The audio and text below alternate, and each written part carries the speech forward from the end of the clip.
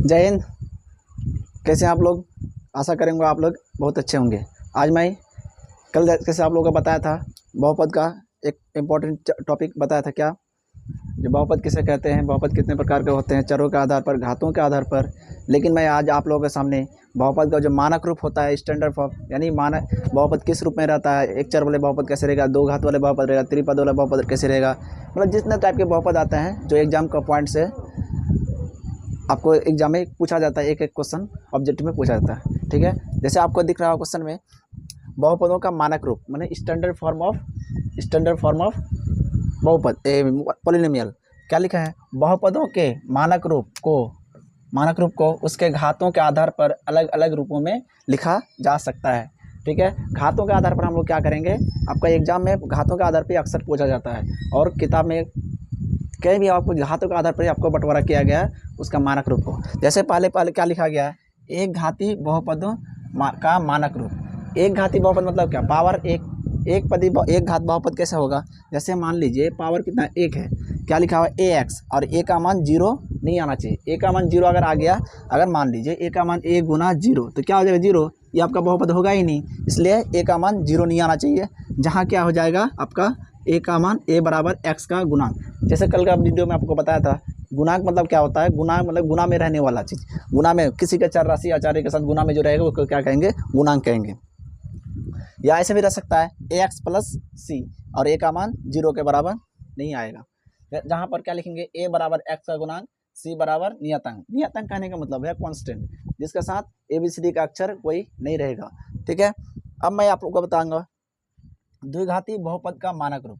द्विघाती बहुपद, दो घात मतलब पावर 2 होना चाहिए। अब मानक रूप में क्या आएगा आपका? जैसे ax², पावर कितना चढ़ा हुआ है? 2, और a का मान सेम उसी तरह a का मान 0 नहीं आना चाहिए। अगर a का मान 0 आ गया तो आपका बहुपद नहीं बनेगा। फिर क्या लिखा हुआ है? ax² plus c। एक बराबर क्या है? x² का गुणांक, और c बराबर नियतांक। नियतांक मतलब अचर पद, कोई भी अचर पद। उसके बाद अगर इसमें देखते हैं ax² plus bx plus c, आपका ये एग्जाम का पॉइंट का हिसाब से बहुत ही इंपॉर्टेंट होता है। ये आपका बहुत बार पूछा गया है, इस टाइप का ध्यान में रखिएगा। ax² plus bx plus c, और a का मान 0 के बराबर नहीं आना चाहिए। a बराबर क्या हो जाएगा? x का गुणांक, b बराबर क्या? x² का गुणांक, और b बराबर x का गुणांक, c बराबर कितना हो जाएगा? आपका नियतांक हो जाएगा। ठीक है, उसी तरह त्रिघाती बहुपद का मानक रूप। त्रिघाती बहुपद का मानक रूप करने वाले त्रिघात बहुपद किस रूप में रह सकता है? जैसे पहला अगर देखते हैं ax पे पावर 3 पावर 3 है तो त्रिघात, जहाँ a बराबर x³ का गुणांक, उसी तरह ax पे पावर 3 प्लस c, a बराबर क्या हो जाए? x³ का गुणांक, c बराबर क्या हो जाए? आपका नियतांक। उसी तरह यहाँ भी आप देख सकते हैं a का मान 0 के बराबर नहीं आना चाहिए। फिर यहाँ क्या आपका ax³ plus bx² plus c दिया हुआ है, और a का मान 0 के बराबर नहीं है। a बराबर क्या हो गया? x³ का गुणांक, b बराबर x² का गुणांक, c बराबर क्या हो जाए? आपका नियतांक। और क्या हो सकता है? ax³ plus bx² plus cx plus d।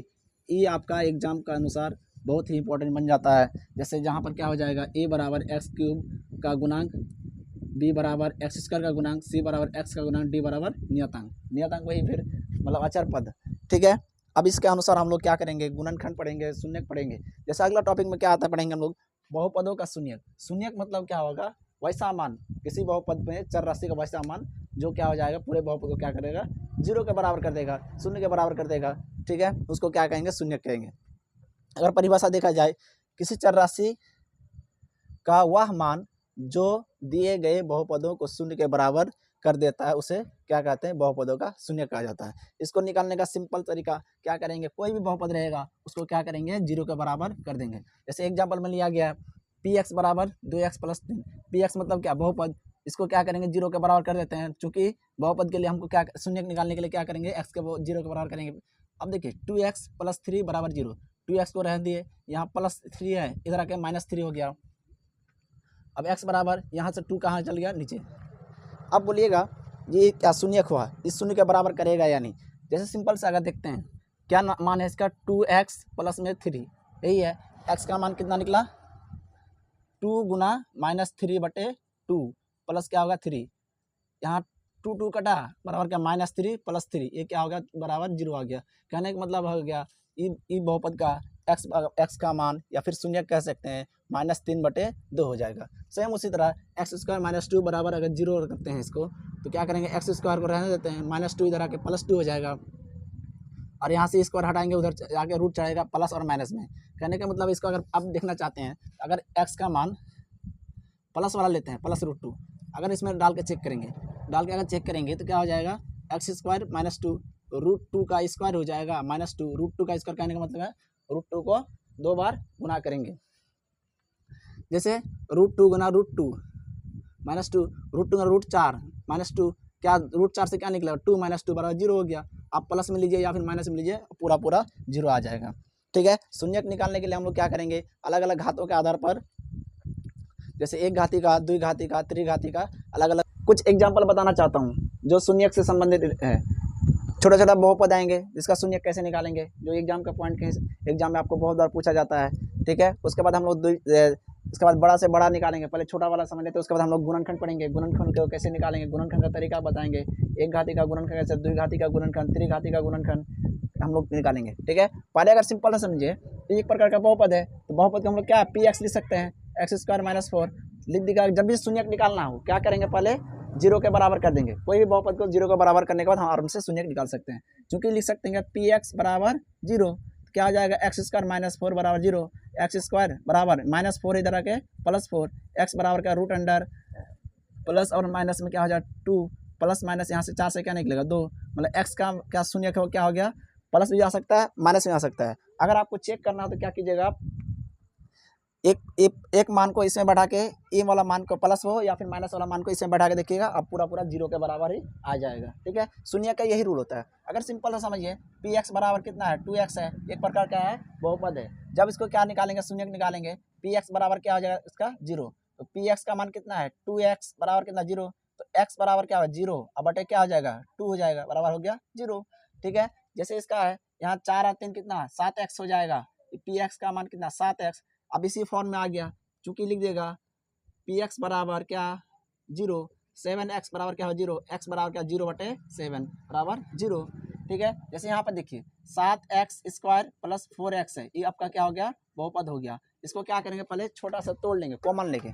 अगर मान लीजिए यहाँ पे 7 गुना, अगर समझ में नहीं कॉमन समझ में नहीं आता, पहले तोड़ लेंगे, पहले इसको x गुना x कर सकते हैं प्लस 2 गुना x कर सकते हैं। इन दोनों में से क्या क्या कॉमन आ रहा है, x कॉमन आ रहा है, क्या आ जाएगा x कॉमन ले लिए, क्या हो गया 7 + x बचा, नहीं 7 और यहाँ x 7x, उसके बाद 2 दूना 4 बचा, ये हो गया आपका क्या हो गया बहुपद हो गया। इसको क्या करेंगे लिख, चूंकि px बराबर क्या होता है 0 होता है, शून्यक निकालने के लिए क्या करेंगे x और 7x + 4 बराबर 0 कर देंगे, x बराबर क्या हो जाएगा 0 और 7x + 4 बराबर 0 करेंगे, 7x बराबर क्या -4, x बराबर क्या आएगा -4/7, एक आपका शून्यक हो जाएगा। मतलब द्विघात बहुपद का 2 शून्यक, एक घात बहुपद का 1 शून्यक। जैसे एक घाती बहुपद है 1 शून्यक निकला, एक घाती बहुपद है 1 शून्यक निकला, या द्विघात बहुपद है तो क्या निकलेगा 2 शून्यक निकलेगा।